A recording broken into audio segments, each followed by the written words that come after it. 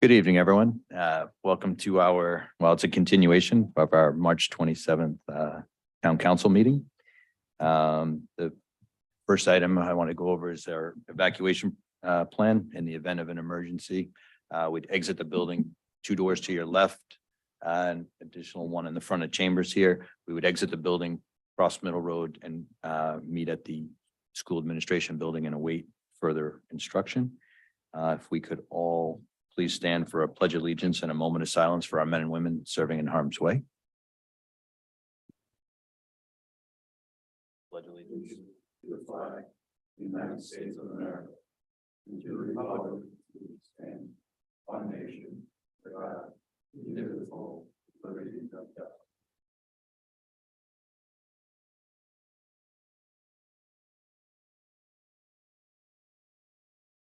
Thank you all. Okay.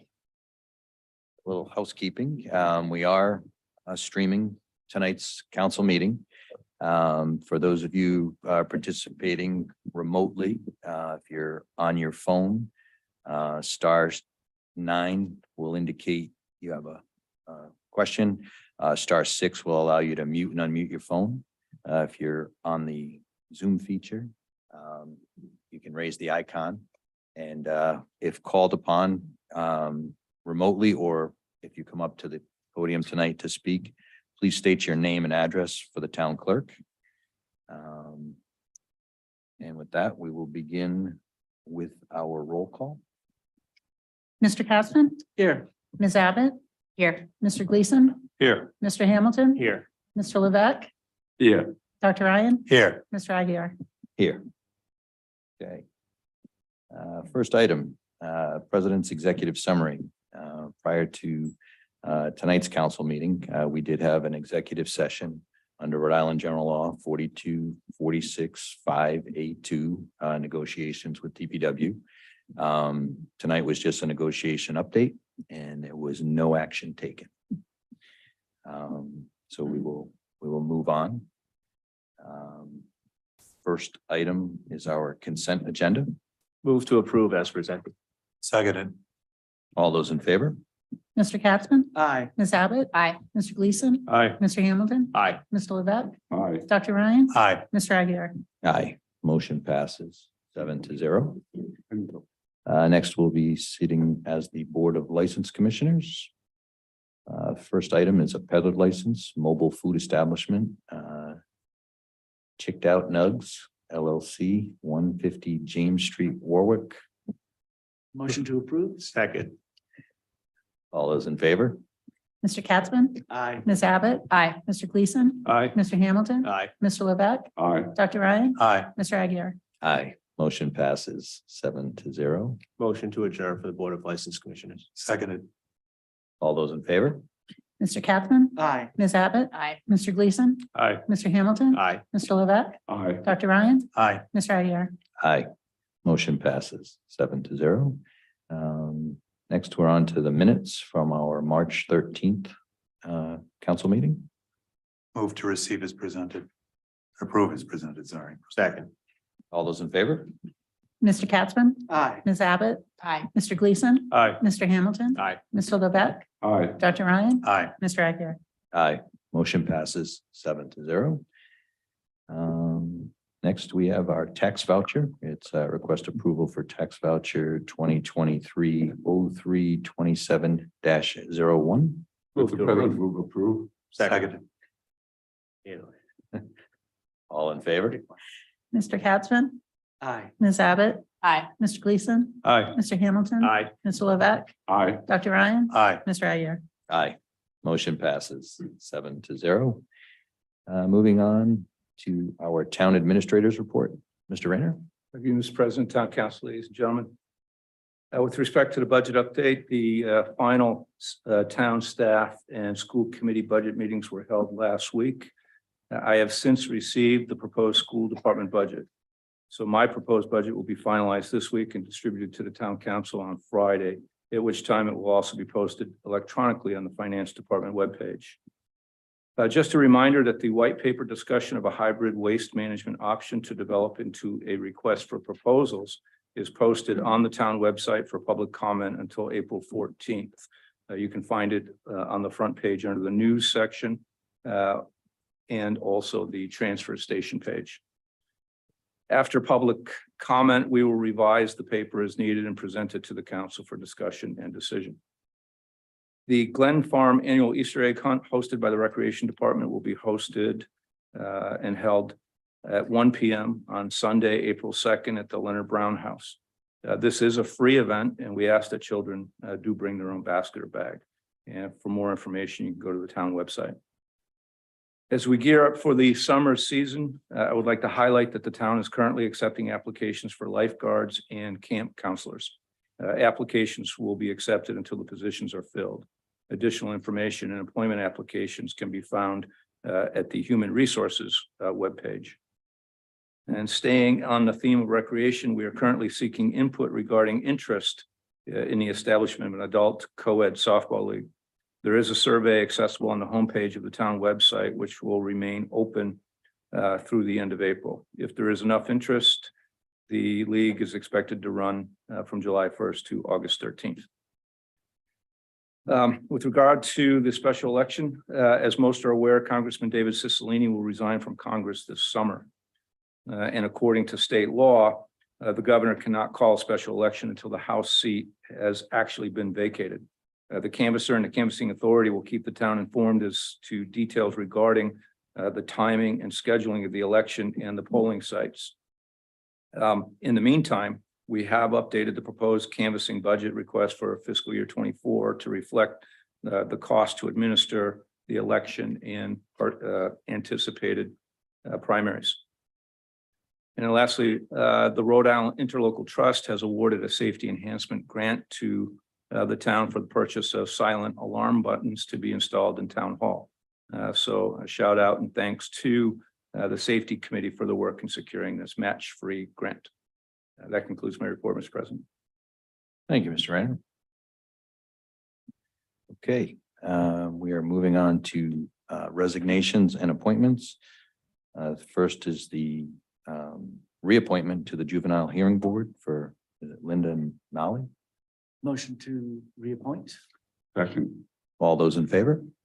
Mr. Capson, Aye. Ms. Abbott, Aye. Mr. Gleason, Aye. Mr. Hamilton. Aye. Mr. Levesque, Aye. Dr. Ryan, Aye. Mr. Aguirre. Aye. Motion passes 7-0. Move on to old business. First item, it's a request to award the Class 1 survey to PAR Corporation, Stonebridge abutment evaluations to GZA Geo-Environmental, and a Phase 1 environmental study to VHB, along with a time frame extension for the purchase and sale agreement. Council President, members of the council, the town has a purchase and sales agreement with the state of Rhode Island for the former Stonebridge property. And so in their purchase and sales agreement, there's a few things that were outlined, the survey work for the property, then also the physical inspections of anything that we wanted to do within 60 days. So we came up with the Class 1 survey for $7,500 to PAR Corporation. The structural integrity of the Stonebridge evaluation.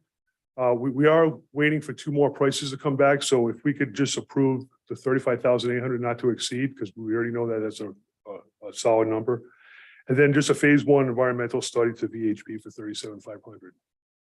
And my last request, I know it's not on here, but GZA, when they did give us that price for the survey work, not the survey, the structural work, they said the drill company is 4 to 6 months out for drilling, and then it's gonna be another 2 months for them. So right now, we only have a 60-day or 2 months. I think it's supposed to be June that we're supposed to close on. We might have to ask the state for an extension, just to let everyone know what we're gonna be doing.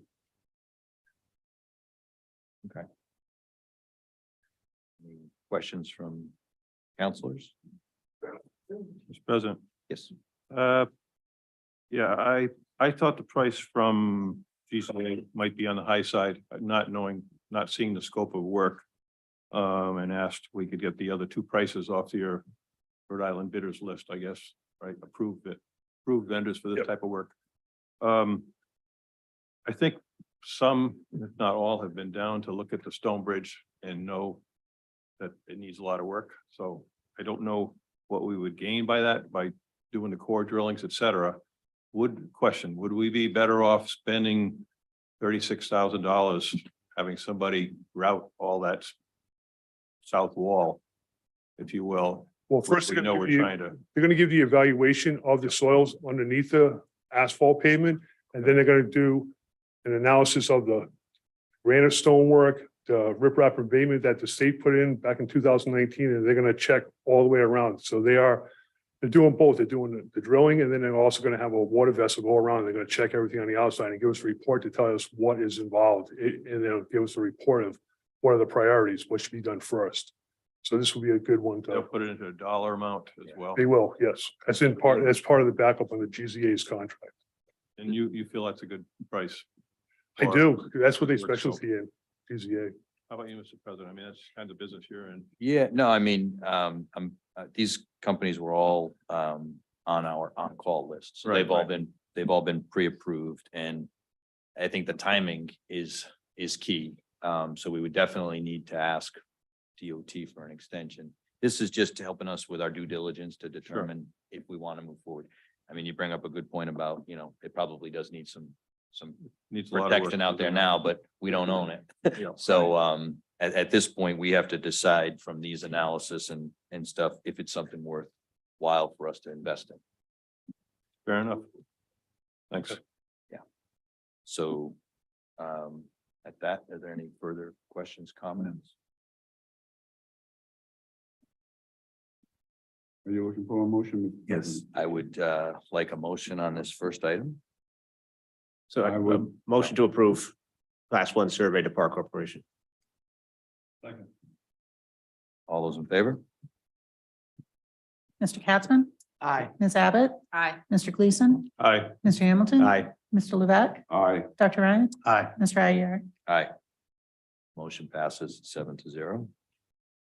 Motion to approve a dollar amount not to exceed $35,800 for the Stone Bridge abutment evaluation.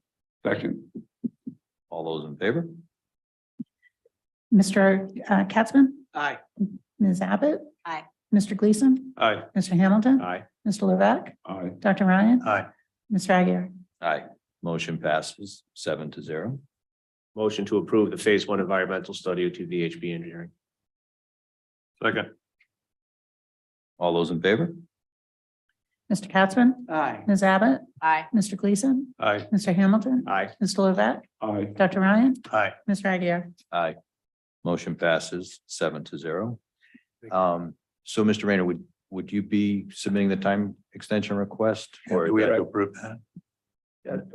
I gotta inform them first, that we'll negotiate a date and then we'll come bring that back to you. Okay, so that doesn't require formal approval by the council. Not yet. No, that's just we're just asking for a time Right. extension to allow us Right. to be able to Right. Do all this other work. schedule the work. Yeah. Okay. All right. Sure. Did we deal with the dispatch console? Nope, that's next. That's item number 2. The second item is to request approval for the allocation and expenditure of the American Rescue Plan Act funds for the following. Mr. Rayner? Correct. First is Fire Dispatch Council. This was originally approved back right at essentially the beginning of COVID. When we anticipated the ARPA funds, the price has since been increased. So there's $55,000 more needed to complete that project. So it went from 200,000 to 255,000. Chief will give you the breakdown here in just a moment. Then what you just approved with regard to the Old Stone Bridge for the Class 1 survey and abutment evaluation and a Phase 1 environmental survey. And then the approval to expend the $20,000 that you've already previously approved in the priorities list for the Turnpike Playground renovation. Chief? Council President, council members, good evening. When we first started this project, and this goes all the way back, our first meetings were held in 2020. Our first indication of the cost, the main part of the cost was from Motorola. And I have an email here. They estimated at that time, 115 to 125,000 for their end. I needed these numbers for them to get my request in for the CIP plan. We had other, Cybercom is another big vendor that deals with the actual installation of everything through Motorola. They estimated, as I said, 115 to 125. We had Cybercom. We knew there were going to be other expenses. I requested $200,000 for that project. In February, so after you approved that number, in February of 2022, after multiple emails of going back and forth trying to get a hard number, Motorola came back with a number for me of $306,000. So their 115 to 125, best guess, went to 306. So we sat down, started trying to pare down the project as much as we could, dealing with them. We ended up, they pared it down to 270. And that didn't include any antenna work. So we sat down with all the players again, revamped the project. We had the 200 already approved. But with that, we've changed our antennas. We actually just had our own physical antenna refurbished. With that, I need the extra 55,000 to get this project to fruition. Part of these costs is because Motorola basically has an exclusive contract with Rhode Island. We can't go anywhere else. Can't go to another vendor. I could show you an email here where I say to him, this is borderline ridiculous, how long I've waited to get a number for you. And they're the sole source provider and we're held at bay with them. Does Massachusetts use Motorola too? They do. Motion to approve the extra $55,000 ARPA funds to begin and finish the fire dispatch console, hopefully. Hopefully. All those in favor? Mr. Capson? Aye. Ms. Abbott? Aye. Mr. Gleason? Aye. Mr. Hamilton? Aye. Mr. Levesque? Aye. Dr. Ryan? Aye. Mr. Aguirre? Aye. Motion passes. Thank you. 7-0. Then a motion to approve the expenditure of ARPA funds of $7,500 for the Class 1 survey, not to exceed $35,800 for the abutment evaluation, and $3,750 for the Phase 1 environmental study. Second. All those in favor? Mr. Capson? Aye. Ms. Abbott? Aye. Mr. Gleason? Aye. Mr. Hamilton? Aye. Mr. Levesque? Aye. Dr. Ryan? Aye. Mr. Aguirre? Aye. Motion passes. 7-0. And a motion to allocate $20,000 towards the Four Hearts Foundation's effort to refurbish the Turnpike Playground. Second. All those in favor? Mr. Capson? Aye. Ms. Abbott? Aye. Mr. Gleason? Aye. Mr. Hamilton? Aye. Mr. Levesque? Aye. Dr. Ryan? Aye. Mr. Aguirre? Aye. Motion passes 7-0. Next item is our monthly finance report. Mr. Patrick. Move that we receive and place on file. Oh, I'm sorry. I'll be quick. Good evening, Mr. President, members of the council. So as of the end of February, the time was 8 months or 67% of fiscal year 2023. Year-to-date general fund revenues were at 69% of total budget, and year-to-date general fund expenditures are at 65% of total budget. Third quarter tax payments and favorable building department receipts drove the positive revenue figures, and spending is still tracking as expected. And that essentially concludes my report. Thank you. Thank you, Mr. Patrick. Mr. President, I move that we receive and place on file. Thank you. Second. All in favor? Mr. Capson? Aye. Ms. Abbott, sorry. Aye. Mr. Gleason? Aye. Mr. Hamilton? Aye. Mr. Levesque? Aye. Dr. Ryan? Aye. Mr. Aguirre? Aye. Motion passes 7-0. Okay. Moving on to new business.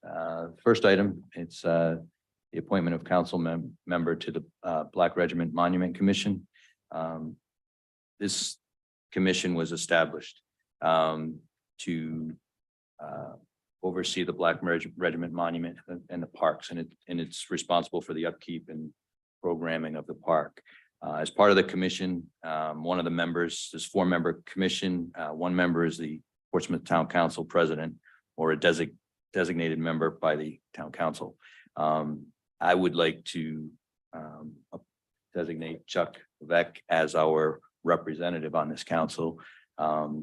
Chuck, I think even at the last meeting, was enlightening us on his history of the Battle of Rhode Island, and it's also my understanding that you've had some involvement with this, and I hope that and I'm hoping you're going to accept. I already know he's going to accept because I did ask him.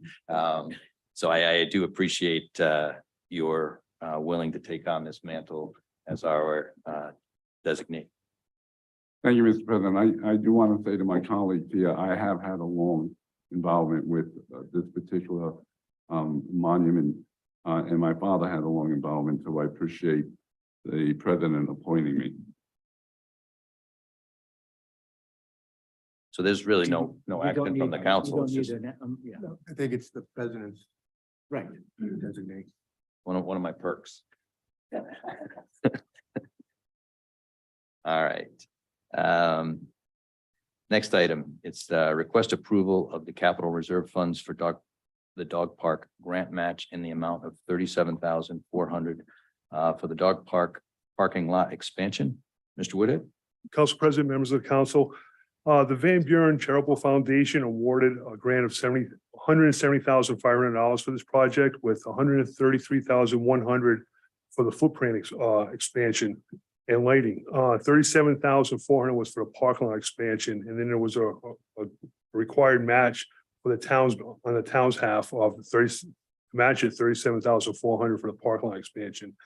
We did go out to bid in August 2022 for the expansion. The bids came in above estimated costs. So we're working with the dog park committee right now. We're going to put another RFP out the end of this summer, so we can see what the prices come in for fall. And hopefully the numbers come in pretty reasonable compared to what they were. So we're requesting that the town council approve a grant match of $37,400 for the parking lot expansion from the town's capital reserve fund. So moved. Second. Questions, comments? I do have one quick point. I think all of us received a letter of someone who was critical of this particular activity. And I was kind of curious, especially in mind of open meeting concern, when a letter comes to all of us about a matter pending, whether or not at least that should be put upon correspondence. And I say it is an invitation, if you will, for us to consider arguments that are not made here. And so I put that out there for consideration. I think I'd like somebody to, I think I personally would like it to be under correspondence if it's something we are receiving from a member of the general public having to do with the townwide issue. Certainly not anything that somebody puts in about a complaint about their property or some concern individually to them. But I do think if it's a townwide issue, matter coming before this board, it probably should be somewhere reflected so that everybody knows we received that particular advice. Speaking of open meetings. What's Not that? on the agenda, to establish that as a procedure, really technically not on the agenda. Right. I'm sorry. I'm sorry, Mr. Gavin, I didn't hear you, but not necessarily under the item to be considered, but as a correspondent, so that the community at large knows that we actually received this particular correspondence. But to make have a discussion and or make a motion about doing that for any project or situation in the future is not on the agenda. So you would have to put that on the agenda. So I'm violating the open meetings law, talking about an open meetings violation. I Something hate like this that. Country. Yeah, something to that No, but effect. thank you, I appreciate it. I will put it on a soon to be established agenda. Thanks, Chairman. And probably, yeah, we'll just enough said. Thank you. Personally, I think it's a worthwhile expenditure. Mhm. The dog park is bringing people into town who are then thereby spending money. I know we did an initial environment, economic impact study of it, and I'm sure if we did a secondary one, it would show a good impact within the town. And I think it's neat. So As long as you keep the little dogs away from the big dogs, that's the only problem down there. True. Motion on the floor. Mr. We have a Chairman. motion and a second. All those in favor? Mr. Capson? Aye. Ms. Abbott? Aye. Mr. Gleason? Aye. Mr. Hamilton? Aye. Mr. Levesque? Aye. Dr. Ryan? Aye. Mr. Aguirre? Aye. Motion passes 7-0. Okay, moving on to new business number 3. It's request the council approve Matthew Kearns of Island Moorings to be added to the approved mooring vendor list. Chief, you're filling in for the harbor master? Filling in, sir. Mr. President, members of the council, request your approval of Matthew Kearns of Island Moorings to be added to the Portsmouth Harbor Masters mooring vendor list. This comes on the recommendation of the harbor master, as well as the approval of the Harbor Commission at their March 1st, 2023 meeting. This young Matt Kearns, as in 23, 24 years old? I believe so, but I Good for can't be him. certain. For him. You had some run-ins with them? No, coached him in basketball. I think it's great that he's got his own business up and running. I think it's fantastic. Move to approve. Seconded. All those in favor? Aye. Mr. Capson? Good. There we go. Aye. Ms. Abbott? Aye. Mr. Hamilton? Aye. Mr. Katzman? Aye. I'm sorry, Mr. Levesque? I'm looking at, I know, Aye. Dr. Ryan? Aye. Mr. Aguirre? Mr. Gleason. Yeah. Sorry. Aye. I'll get an eye in as well. Motion passes. Maybe 8, 7, 8, nothing. Yeah.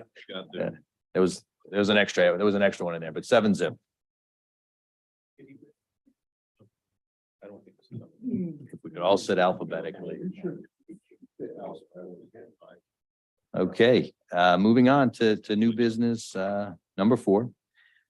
This is a response to questions from Counselor Gleason regarding the town defined benefit pension plan and the Fitzmaurice versus Portsmouth Town Council Open Meeting Act complaint. This item was put on the agenda at the request of Councilor Levesque and Councilor Gleason as well. If you've had an opportunity to go through, there's a there's a wealth of information. The town administrator put together the questions and responses to all the questions. At this point, what I'd like to do is ask, Mr. Gleason, if you've had an opportunity to go through everything, are you satisfied with the responses that have been presented? And if you have questions, we'll see what we can do. Okay, I've gone through it. I spent a lot of time on it this weekend, and I would like the opportunity to speak to it. If you would indulge me. First off, I would like to thank Mr. Rayner for putting us on here. I view it as, a step towards transparency. And I think the the implications here is that, these kinds of actions that have taken place actually cost the Portsmouth taxpayer money. And I'm talking about the pension plan as it exists today. Our last audit showed it was 55% funded, which is well below the critical point of 60%. But if you'll indulge me, the topic of this agenda probably started, I would say, several years ago, surfaced again with questions that arose during the recent audit presentation. Two citizens that claimed, the night of the audit, two citizens claimed that they had been seeking information and answers for some time now, and I'm hoping that this agenda item gets us to that point. I emailed Mr. Rayner on March 8th with some questions related to the town's now closed pension plan and a recent rolling of an OMA violation by the Attorney General. Questions were raised, excuse me, during the 2/27/23 council meeting about the 2022 financial audit and pension plan. In addition, allegations had been made in the past about some new hires being added to a closed plan and some existing employees previously frozen in the plan as of July 1, 2012, being re-entered into the pension plan. Mr. Rayner replied to the questions by email on the same day, sent my questions and responses to all town council members, finance director, town solicitor, and two lawyers with the legal firm that the town typically hires for the contract negotiations. There are 9 attachments included with the email, 5 pertaining to the Open Meeting Act violation as declared by the AG on 1/19/23, based on an inquiry made on July 27th, 2022 by a Portsmouth citizen. I asked about the way this matter was handled, questioning whether the town council members were informed in July of 2022 and again January of this year when the AG rendered his decision. Mr. Rayner admitted to not informing the town council when the response from the AG about the complaint was received on either occasion. I want to remind Paul that the complaint was against the town council, yet Mr. Rayner and presumably the town solicitor chose not to disclose this to the town council. Not being on the town council then, I am deriving the information from his response to me. He reasoned, we do not normally inform the council of these types of matters until there is an indication the town will be fined or there will be a finding of injunctive relief, quote unquote. In my opinion, I believe the importance of this complaint was downplayed and that the council should have been notified and apprised of the town's response in July of 2022. Again, the complaint was against the council, and without a crystal ball, how could anybody predict the outcome? Were we guilty or not guilty of the violation, the fines, the injunctive relief, etc.? While I wasn't on the town council then, I was here when the AG ruled on his findings. Again, this council was not informed until I questioned Mr. Rayner during his town administrator report at a February town council meeting. To conclude the OMA issue, the town council is made aware of many things by the town administrator routinely. So I suggest that matters of this type be included and that the town administrator reviews and updates whatever policy he may have about informing the town council in the future. If there is a policy, I'd like to see it and review it for possible changes so that this doesn't happen again. Regarding the pension issue, the key dates to consider: November 13th, 2012, town council votes to close the town's defined pension plan. New hires would be offered a 401k, and town hall management employee plans were to be frozen as of July 14th, 2014, and fall into a 401k plan. Reference attachment 6. On October 14th, 2014, 2 town hall managers asked to be unfrozen at a town council meeting. Town council voted not to change the implemented pension plan changes. Relative to my concerns and questions about the town's closed pension, I'll begin with a comment about the agenda backup material. It's 15 attachments. The last 5 pertaining to the open meetings violation as previously sent to all council members, and the 10 remaining attachments pertaining to the pension plan. Of these attachments, 8 are all new material, not included with the response to my original email inquiry. A lot of documentation for a town council member to try to decipher, but not really enough for someone only reviewing the agenda to understand. So what's worse than spending a weekend compiling dates and information to try to figure out who to point the finger at? Those who change the pension plan, whether intentional or not, in secret or not, or those that use the loophole to hire new town employees and let them into a closed pension system. Someone that received legal advice that they could reinstate two town management employees into the pension system without town council approval. Whether one or more were at fault, they managed to exacerbate the problem to a level that created not only a notice of violation from the AG, but X amount of people in a school department and within the town receiving retirement benefits in a pension plan that had been closed in 2012. This is all at the expense of the Portsmouth taxpayer. That's why I like to bring this up here. I like to look at it like the old game, I've got a secret. There were things going on behind the scenes that you had to kind of decipher with the information that was given us, and it was black and white, what I saw in the end, but not until I had done a lot of this work, and you'll indulge me. Two counselors, myself and Keith Hamilton, were sitting counselors in 2012 when the major efforts were made in pension reform. Difficult time for Portsmouth employees. The town was notified that our pension plan funding was at critical status, less than 60% funded. I believe we were below 55% funded at that time, right about where we are 10 years later. Major changes to the town's pension plan were instituted in 2014, having been proposed by the Pension Advisory Committee in 2012.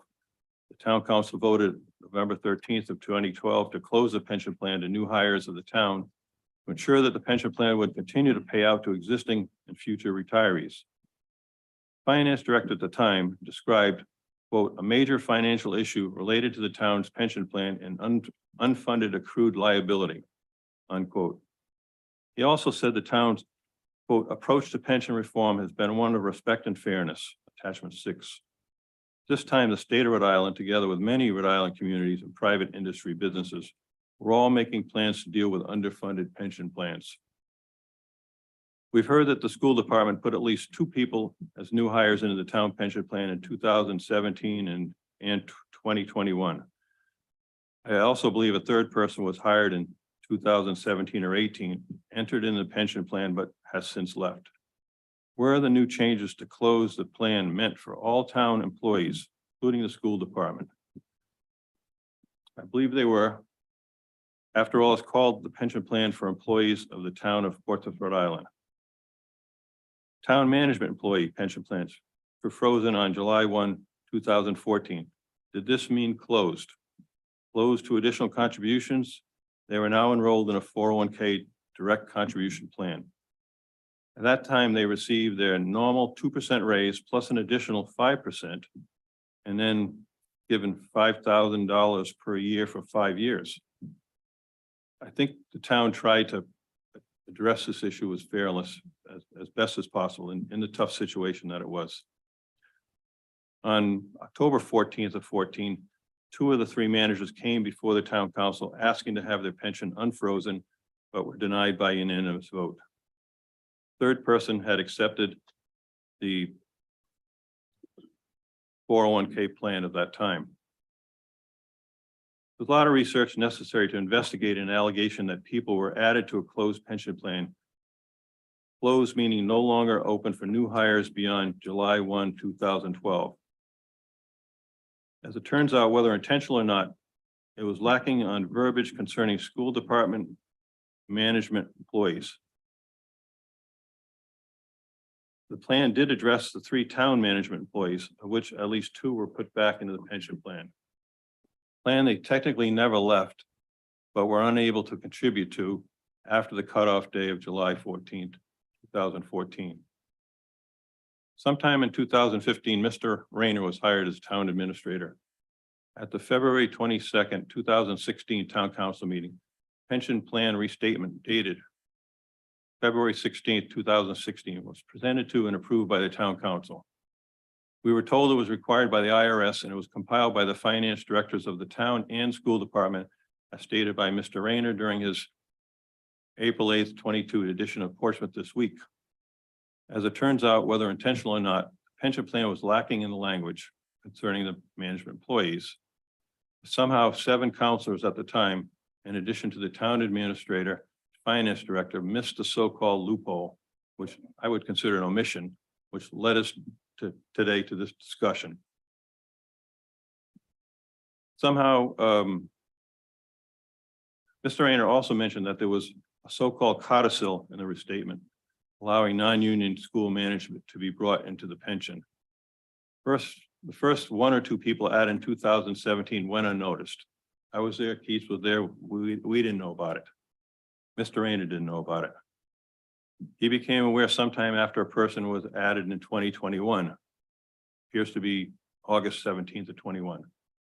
Somehow the town's HR person, who had been initially hired to work jointly for the town and school department, didn't see a hiring 4 years prior. Perhaps she wasn't employed yet, I don't remember. Regardless, in some time frame, members of at least one union found out that people had been added to the pension plan while the town was telling them that the pension fund was closed.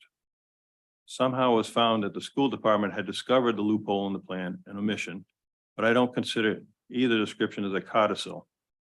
Whether intentional or not, the loophole or omission was exploited to give at least two new school hires a pension with their employment. In hindsight, could something have been done at this point to rectify the situation with the hires from 17 and 21? Perhaps yes, maybe no, but actions taken after this discovery were voluntary on the town side and created the situation that I feel we're in today. Also, in the April 8th, 22 presentation, Mr. Rayner said people are not being added into the pension without council's knowledge. Question, contradiction or a true statement? Probably true regarding the 2 to 3 hires within the school department, but what about the 2 to 3 town management employees? After telling at least the police union that the pension plan is closed, town council appears to vote in exec session on 9/24/20 to fix the loophole omission in the pension plan. The next town council meeting on 9/28/20, the town council votes publicly to fix the loophole omission. Not clear to me how the first person listed on the top of the school's management hire list got into the pension plan after the loophole was closed. That person was hired in 21, and we were closed it in 20. Is this person in the town's plan or not? To further muddy the issue, our town management employees find out about the new school department employees added to the plan and they want back in. How do they get back in? Was there a town council meeting where this was discussed? More questions than answers. Why would you bring back these town hall management employees into the pension plan after seeing the problems caused by the school department that are costing the Portsmouth taxpayer? Above the highly redacted information on page 3 of attachment 1, it reads, this was done by the town council. That's the answer that I was looking for. Not having been there and knowing that executive minutes are restrictive, for lack of better words, are we saying that the town council discussed and voted in executive session on a pension matter? I only raised the question as I understood pension plans were not items to discussion closed session. It's in the information back to me. The secret is votes were taken by the town council. Mr. Rayner did not approve that. Is that safe for something to say, Mr. Rayner?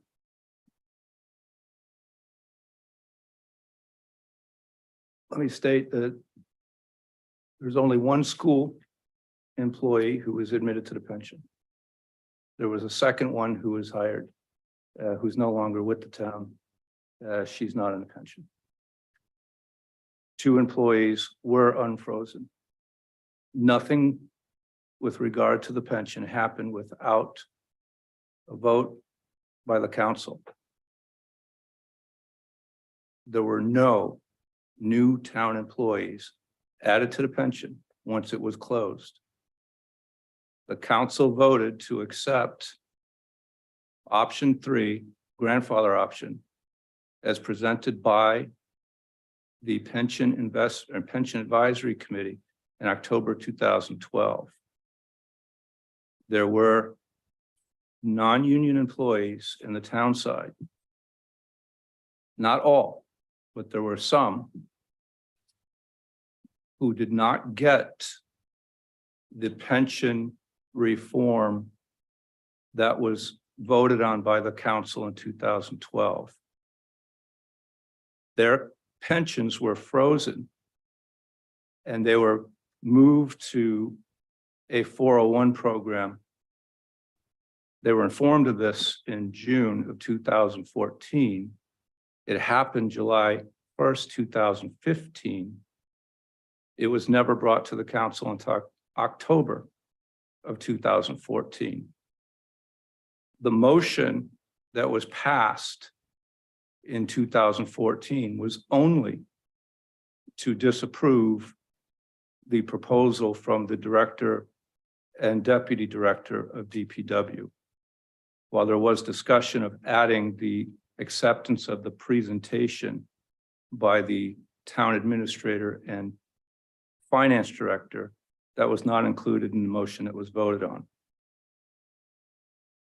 Additionally, there were employees on the town side and the school side who were employed prior to these two employees and after these two employees who were allowed to remain in a defined benefit plan as presented by and in accordance with the vote of the council in 2012 that the pension would be closed. So I can only state that everything has to be taken in the context of what was going on at the time. When I was informed that there was an employee on the school side who the school administration was adding to the pension plan, of course, you can surmise that I was rather shocked by that. The town had a closed pension plan. It can't be done. I was immediately given a memo with handwriting, which I've submitted to Mr. Gleason and to the rest of the council, that highlighted the fact that there's some class of school employees that in fact could be added to the defined benefit plan. I immediately notified the president, the vice president, labor attorney, and appropriate staff. Beyond that, I can't say much because there were things that were discussed and the minutes have not been released. All I can say is that the town council, as the pension board, acted to mitigate a potential legal liability to the town and took a vote to remedy that. Thank you, Mr. Rayner. Thank you, Mr. Rayner. Just another minute, if you would. Yes. Appreciate that, Mr. Rayner. I would expect that nothing that I could say that would change what I would consider to be unusual actions. I won't say any more than that by several town employees relative to the pension plan. And I'll wrap up with a couple other concerns. I'm concerned as to whether the town administrator and the town council have been receiving the clear and accurate advice from legal counsel regarding the Open Meetings Act and subjects discussed previously in executive session. Also, whether pension related changes can be made solely by the town administrator. I realize that you went ahead with Just to excuse my, with all due respect, not a single change has been made to the pension plan under my authority. Not a single, I don't have that authority. I've never exercised that authority, and I would never presume to have that authority.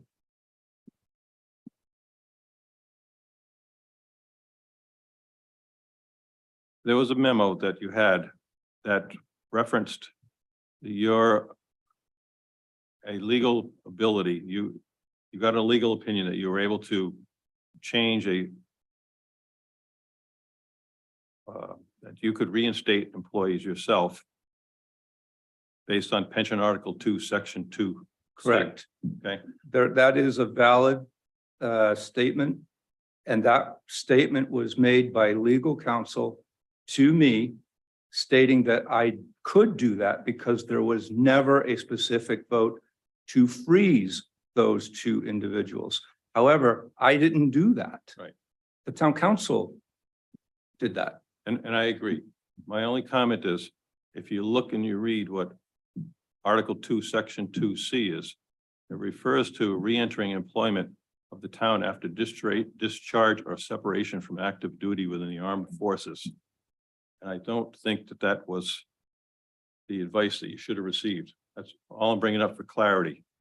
I think what is meant here is we should use this as a learning experience. Okay, I can't change anything that happened in the past. I'm glad this is out on the table. It should satisfy people's needs and nobody should have to, it's transparent at this point. But we should consider codifying this pension plan somehow, perhaps put into an ordinance that every time there's a change made to it, we need a public meeting. So changes can't be made by just the town council instituting it. I just throw it out to what it's worth. I don't know that's the right procedure to do it. My other concern is there a paper path when you take and you put people back into the pension? Are you taking back their previous raises and bonuses you've given them? Is that something that is being done properly so that the taxpayer knows that we as a town are doing the best it can? We've avoided potential lawsuit, if you will, but are we also trying to preserve their money as best as possible? I would say that what was done was appropriate. It was under council direction. And that the individuals who had been foregoing 8% of their pay for a significant amount of time surrendered every dollar that was invested into the 401. So on the order of $250,000 was surrendered, which they will never get back again, which was put into the pension investment plan to help offset the years that they were not accumulating benefit in a defined benefit. Thank you. Thank you, Mr. Rayner, for your indulgence. So, Mr. Gleason, to your point, we also have, our pension committee that is more active in any of these decisions moving forward. We had very good collaboration on the last go around with the fire department. And so, the process it may not have been perfect, but the process is getting better. We are definitely having more input into the decision and looking at the financial impacts. I assure you, the pension is closed. We took action. I don't appreciate hope, that. I know, that I don't hope the pension's closed. Yeah. So if you want to speak, you can freely come up to the podium. Oh, to Mr. speak. President, this was also my, I will get to you. No, I Okay. know. I will get to you. I'm sorry, Mr. Levesque, but there is processes in place. We've had very good dialogue with the pension committee. They're meeting more often now. And they're a resource moving forward. And we even vetted some of the contract language with them on the last go around. So, things are getting better. We cannot go back and find specific answers to some of these things and how they were done and when they were done. I get it. It's But- a paper chase, but I appreciate that we're moving in the right direction. Right. And And this is out of the closet, if you Yep. will. But just to reiterate, Mr. Rayner at no point ever did anything on his own without council knowledge. I get it. I see that. Thank you. Mr. Levesque. thank you, Mr. President. I'll be brief. I would like to call the attention to everybody to attachment 15. And that's the open meeting violation decision by the Attorney General's office. How an open meetings violation decision is not required by the Attorney General to somehow be put on the agenda of whatever municipality was charged. Doesn't make any sense to me. It's an oxymoron. I put it on, however, primarily because having reviewed it, it was very much much to do about nothing. And I will also say this, the person had every right to file the complaint, but it really was not very significant. And in fact, no repercussions came from it. I will say with regard to any open meetings violation, the proper path for us to take is to refer it to our solicitor and stay out of it. It is the job of the solicitor to represent us in any legal matter. And for any council person to any way interfere with that is just wrong. And for him to bring it back seems to me to be totally outside of any precedent. Finally, I got the letter and all the accompanying documents from Mr. Rayner. Yeoman service. There was in this community a number of people talking, as people in this community do, making all manner of suggestions. But here it is crystal clear, without any sort of problem, exactly what happened, chapter and verse, as transparent can be. And quite frankly, I think we took up a lot of time of our administrator, which was worthwhile. And I say that in all sincerity, Councilman Gleason. Your questions were to the point. They were the questions that were raised, and it needed to be talked about. But I think that anybody, and by the way, now in the community, you all have the ability to take a look at each document and determine for yourself whether or not there is any valid complaint about this council or past council, whether there is any indication whatsoever of something being underhanded, subterfuge, somehow disingenuous, and it's not. It is clear as day for all of you to view. So I need no further comment. Mr. President, I thank the administrator. I imagine that the comments about your conduct have been a little disconcerting, but I think you have gone through it with aces. Nothing further. Thank you, Mr. President. Thank you, Mr. Levesque. Mr. Fitzmaurice. Thank you. Larry Fitzmaurice, 50 Kristen Court. I'd like to respond first to Mr. Levesque. I am, of course, familiar with the complaint. I wrote it. I'd like to summarize what the Attorney General found. And that is that the council on the date in question in 2020. The response of the Attorney General is in attachment 15. Unless you don't think the people of the town of Portsmouth can read Mr. Fitzmaurice, let them read it for themselves. They don't need your expert opinion on it.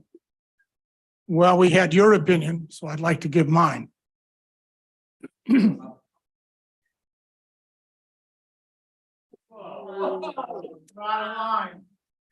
I would object to that interpretation. I think the citizens of the town have the right to come here and speak as they please. If you can, I mean, we do have the information, but I will allow you. to Yes, Briefly give us your opinion. quick paragraph quoting from the ruling by the Attorney General. We have completed our investigation into the Open Meetings Act complaint filed by Mr. Lawrence J. Fitzmaurice, complainant, against the town council, Portsmouth. And for the reasons set forth, we find that the town council violated the Open Meetings Act. In fact, what was going on is the council was meeting in executive session to discuss pension matters and make pension decisions, both of which are prohibited by law. Those are public issues. Those should be discussed in public. It was not mentioned in the agenda, the open agenda, citation for executive session, that there would be any discussions about the pension. And even if they did, it's not a matter that the council can go into executive session on. So that's the basic bottom line. Pension is a very critical matter. It represents a substantial exposure and cost in terms of property taxes to people in this town. One only has to look. Read page 4 when it discusses how insignificant the whole thing is. Well, you neglect to everybody can read read some it. of the other Everybody parts of All it. right, let's just allow Mr. Fitzmaurice his Now, time. let me, I could read the whole thing. One of the issues that has been kind of suggested here by Mr. Levesque and others is that this was not considered a major issue by the Attorney General, this complaint. In fact, Nobody ever gets fined that I'm aware of. And I do have some experience with these matters. Nobody ever, well, almost never goes into Superior Court under complaint filed by the Attorney General on these matters. They'll always find that you don't, that there wasn't any deep suspicion of conspiracy. All of those things are pretty standard in these reports from the Attorney General. So don't read too much into them. They aren't permission granted and they're not forgiveness. Attorney General too. Mr. Levesque is out of order. General is also at fault here. Mr. Levick, please let him finish. Thank you. Okay. Thank you. So we could go on and on and on about this business, but the fact of the matter is, it was a complaint that we filed. We thought it was important and the Attorney General agreed. If he didn't think you were guilty, he wouldn't have found you guilty. Now, for the record, Mr. Levesque and Mr. Gleason were not on the council at this time, and they are not complicit in this. The others of you are. So just for the point, we're not talking about Mr. Gleason's behavior. We're not talking about Mr. Levesque's behavior, at least in regards to the complaint. So let me speak to what we think are solutions. We've heard a long discussion about the pension plan. The Portsmouth Concerned Citizens has been at this matter for at least since 2010. Our concerns brought forward to the council in part were the reasons why we had the committee formed in 2012 and presented solutions which were eventually adopted by the council. But things get out of hand and we've kind of clawed back some of the costs back into the system. And that is the real problem here. So we are in support of Mr. Gleason's suggestion, strong support of an ordinance governing how this system is to be operated, meaning the pension plan for Portsmouth. And we think that there's a lot that can be achieved here with an ordinance. The first thing that happens with an ordinance is if it's adopted by the council, any changes to it have to be done formally in a hearing before this council, so everybody knows what's going on and everybody can see what's going on. That will protect the people who are in the pension and those people who have to pay for the pension. Mr. President, a point of order. While I appreciate comments to the agenda item before us, I believe we have strayed from that agenda item. And I disagree entirely, Mr. in President. talking about, excuse me, let me finish. Please don't interrupt me, Mr. Fitzmaurice. I did not interrupt you. All right, please go ahead. Thank you. I believe that a discussion of prospective actions to take, that might be a matter of discussion with this council, should be brought before a future meeting. I would agree. If Mr. Fitzmaurice, if you have comments specifically to the information that was presented, Mr. Gleason did a great job of summarizing his thoughts. He identified a few things. So if you have comments to the information, I know you've got other issues with wanting an ordinance. It's not the first time we've heard the word that it should be an ordinance. It's not the first time it's been mentioned to me. So that's been around for a little while.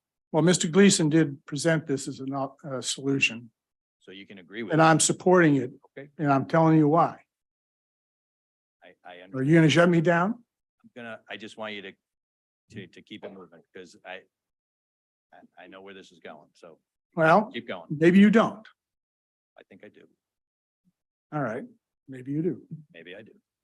So the first thing is it makes it transparent, the operation of this thing. It specifies what the pension plan is so that everybody's not confused about it. I and Mr. Grebe and others have searched through the records of this town looking for the actual kernel of truth on what is actually in the pension plan. And that's a difficult task. So we know already that it's not easy to interpret. And we have other people over in the school department interpreting it their way. So transparency is a positive thing. Everybody will understand what's supposed to be done. And if it's changed, it has to be done in public and everybody will have a chance to see what's happening. But also an ordinance can require the publication of all reports received, actuarial and finance reports and things of that sort to govern how it's how it is operating, a report on how it's operating, what its cost growths are, what its cost drivers are, and so that everybody can see what's happening. And we can post that on the website. The town runs pretty good websites, so we can get it up on the website and everybody can see it. And with the idea of trying to stabilize what we believe to be is unwarranted cost growths. That's your opinion. And that those issues with the cost and the pension have all been vetted and discussed with the pension committee. So that's not what's being discussed. But that right now. doesn't take care of my request. You're just, yeah, but you're making You're using, comment about public, any changes to the pension should be in public. The restatement of the pension was in public meetings twice. It was before this council. So it was yes, in a I'm aware public of meeting. that. Okay, so it was in a public meeting. So yes, it is, there is a public process when changes are made to the pension. Okay. My purpose here in advocating for the ordinance, is not to criticize what's gone before, but to offer a solution about how we might be doing better in the future. So I won't go down that road. But but I'm making the case. And the most important thing that we think needs to be done is a full understanding and be included in the ordinance of what the actual cost of this thing is going to be within the ability of people to predict, such as the actuaries, over time to the end of this thing in 2040 or 41, whatever date it is, when this thing comes to an end, so we know how much this thing is going to cost us. I think that's And- for the pension committee to help us with. Well, that doesn't mean I can't have an opinion too. You can have your opinion, Mr. Fitzgerald. And we think we need a codify the quarterly meetings of the pension committee. And with that, I'll sit down. Thank you, Mr. President. Thank you, Mr. Fitzmaurice. I would just like to thank Councilmember Gleason and Councilmember Levesque. I think this was a step towards transparency. I'm glad to hear that you're satisfied, Mr. Gleason, with responses. I'd like to thank Mr. Rayner. This was and I'm sure staff who were involved. This was an arduous lift to put this all together. And I think the effect overall is a good effect. I'd also like to acknowledge that although out of propriety, we are not naming names of individual employees. There were individual employees who were affected by these changes. Some of them were not pleasant. You mentioned something about $250,000 with 401k.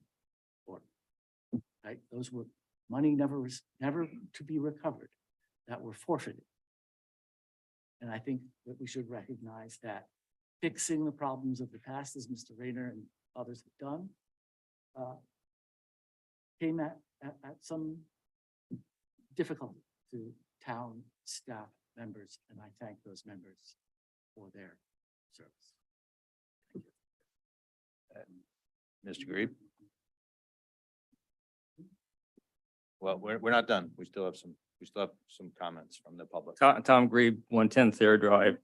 I would like to echo Mr. Katzman's thanks to the people that brought this forward tonight and the people that provided the information finally for us. With that said, we do have an idea of what went on now, but we also had, I think, to paraphrase Mr. Levesque, it's crystal clear that things were not being handled transparently prior to this. Okay, but all right, let's let him give him. his time. Your editorial. My suggestion has been an audit of the pension plan. And I think what we heard tonight certainly would support that. We heard that there was an omission of school management in the original document. We heard that that was used to add at least And it's at least 3 people. I have the documentation on that. It's not 2 people, at least 3 to the school, from the school to the plan. 2 people were unfrozen in the plan. Again, none of this public. Numerous benefits have been changed. The plan has not been changed. Mr. Rayner's absolutely right. It hasn't been changed, but yet benefits to people, costs to people have been reduced. Those sorts of things need to be done publicly. And then we find that there was a second omission in the second iteration of the plan.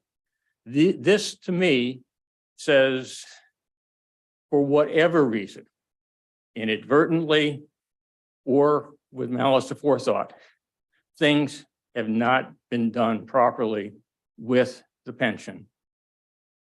And it would be nice to have an audit that shows where we are. And hopefully Mr. Levesque can yell at me at the next one saying, see, there really wasn't a problem. I would be thrilled. Thank you. I hope to oblige you. Well, does that mean you're going to support an audit of this? That this was an audit of the town that brought this all forward for discussion. Yeah, I mean, I don't know how many audits you want, but that was an audit of the town that brought this forward, who found everything was hunky-dory. Okay, Mr. Levesque, that's not even close to correct. All right. There was no audit of the pension plan. There has not been. For instance, there never has been. There is no way that a resident can find out that what Mr. Rayner said, that $250,000 was put back into the pension assets. There is absolutely nothing in our financials that show that. There's a problem when you get into personnel matters that you can't. You don't have to identify people, you have to identify money. You have to identify the money, and it's not identified, sir. Town hall. And if you start identifying a position or something like that, it becomes, I think, self-evident fairly quickly. And they have a right not to have the. Mr. Levesque, I was the first person to bring up the people had been added to the pension. I did it privately with one of the council members so that it would not be public. I have never mentioned a name in public. I never would, because I think it's their right to ask for anything they want. It's management's right or obligation to say the pension's closed. We can't do that. That hasn't been happening. That's the reason our liability has gone up. That's the reason our annual contribution has gone up. Respectfully disagree, but thank you. You're welcome. Mr. Green, before you leave, we're going to agree on one thing. There may have been 3 people added in on the school department side, but there was only 1 left. 2 have gone. So there are now no longer 3 people in the system from the school. You are absolutely correct. There is only 1 left, but that does not change the inappropriate addition of people. I agree with you, which was done off of a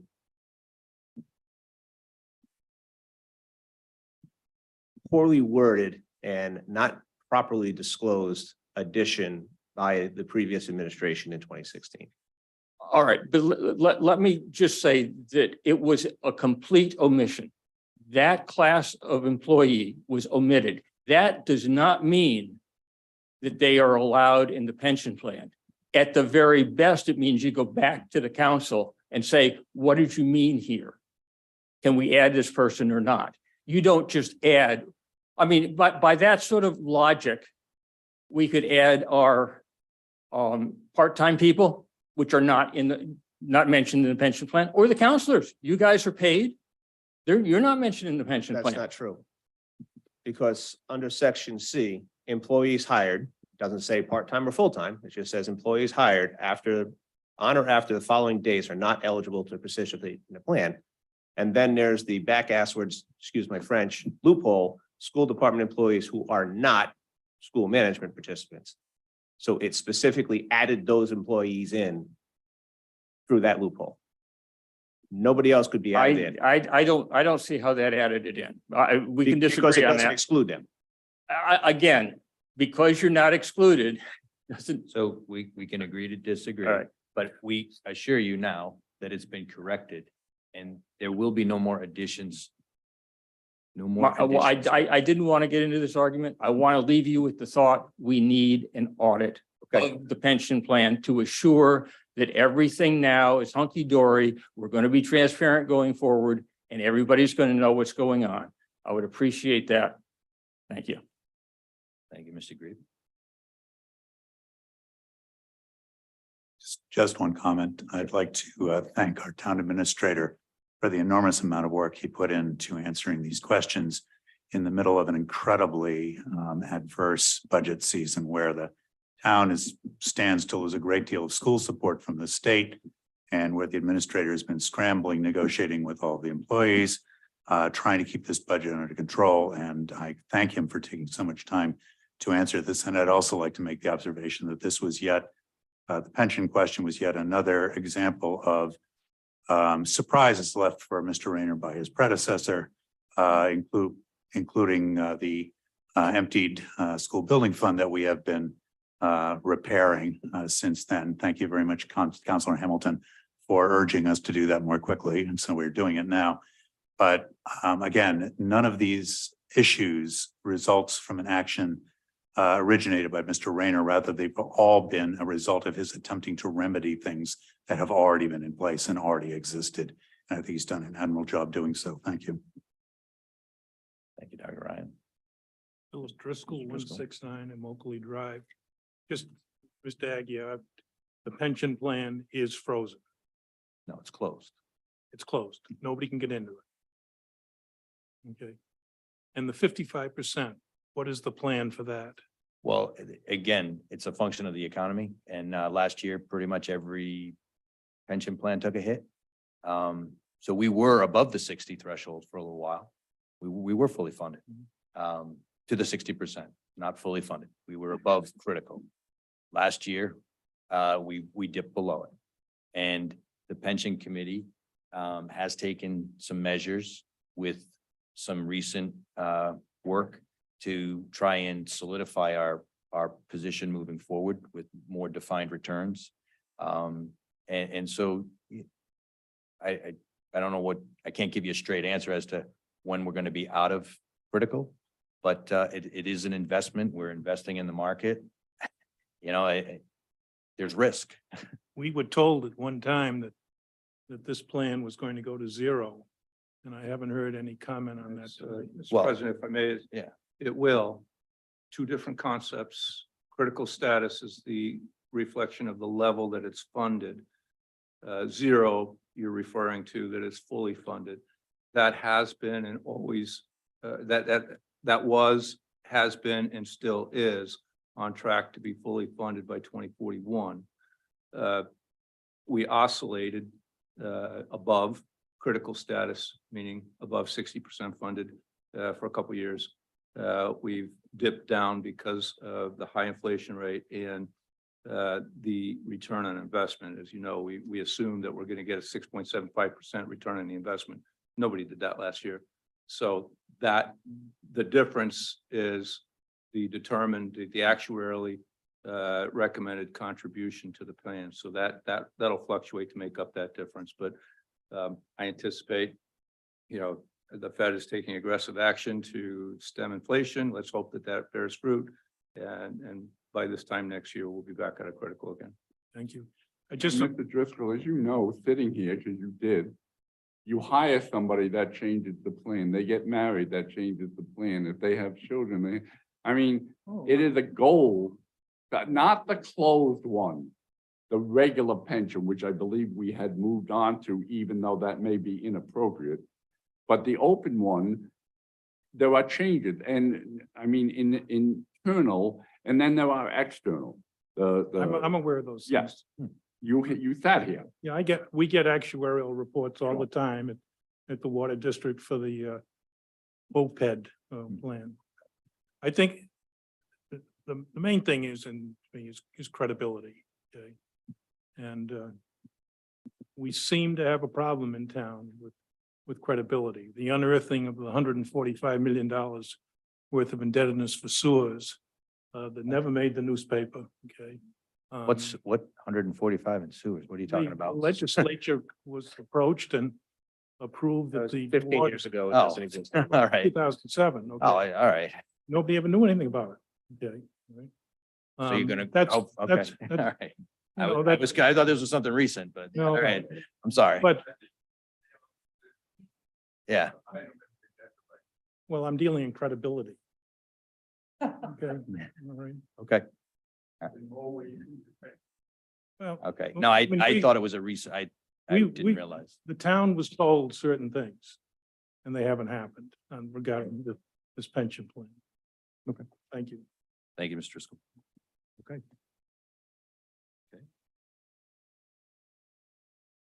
Evening. Name is Neil Bellevue, 36 Kerr Road, and I'm a member of your Public Works Department for the last 18 and a half, going on 19 years. And I'm a direct impact of this pension. In 2010, we were told that, the pension, we needed to do something about it, so we agreed during the contract negotiations to put all new hires in 401. 3 years after that, we were said that's not good enough, everybody's gonna come out of it. So I was frozen at the 10-year mark. And as of right now, my pension from the town will be 25.79% when I retire with a 401k plan. So we find out, we're actually in negotiations right now, so we find out that there's been 2 management positions put back into it. And we were told that that's a negotiable item that we wanted to get. There's 6 of us remaining from that 2014. There's 6 of us remaining that are still in that plan. And then we were told it's a negotiable item. Well, that was our first thing at the table, and we were told no. And that's okay. So rather than contaminate the negotiations, we kind of put it aside and let it be. So what we can't figure out is how the 2 people got back into it. I'm sure nobody went up to them and said, hey, you guys want to get back into it? We got a way, we can do something, whatever. We still can't figure that out. So one of 2 things we'd like to see happen. We be afforded what they were offered, or those 2 people come out of it, back out of it, like where they were taken out when we were taken out in 2014. So that's the question that's on our minds.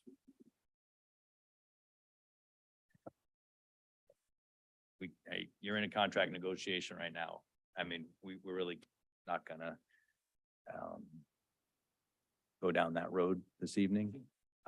It's also, we can't do any action on this agenda item, Right. period, because it's not listed that way. Right. Okay, thank you.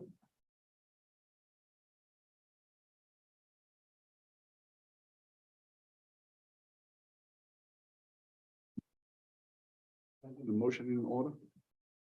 There's no Receive the action. No, Correspondence and place it on file. So you're moving on to the next agenda. Yeah, there was no action. Chairman, can you have that? There was no action. I think we're on to correspondence. We're moving on to Alright. correspondence. Then I will move that the correspondence be received and placed on file. We can do that. Second. Thank you. All in favor? Mr. Capson, Aye. Ms. Abbott. Aye. Mr. Gleason, Aye. Mr. Hamilton, Aye. Mr. Levesque, Aye. Dr. Ryan, Aye. Mr. Aguirre. Aye, motion passes 7-0. Next, we have future meetings. April 10th will be our next town council meeting. And then we move into the budget meetings, beginning the week of April 24th, April 25th, April 26th, and if necessary, on April 27th. Move to adjourn. Second. All those in favor? Aye. Mr. Katzman, Aye. Ms. Abbott. Aye. Mr. Gleason, Aye. Mr. Hamilton, Aye. Mr. Levesque, Aye. Dr. Ryan, Aye. Mr. Aguirre. Aye.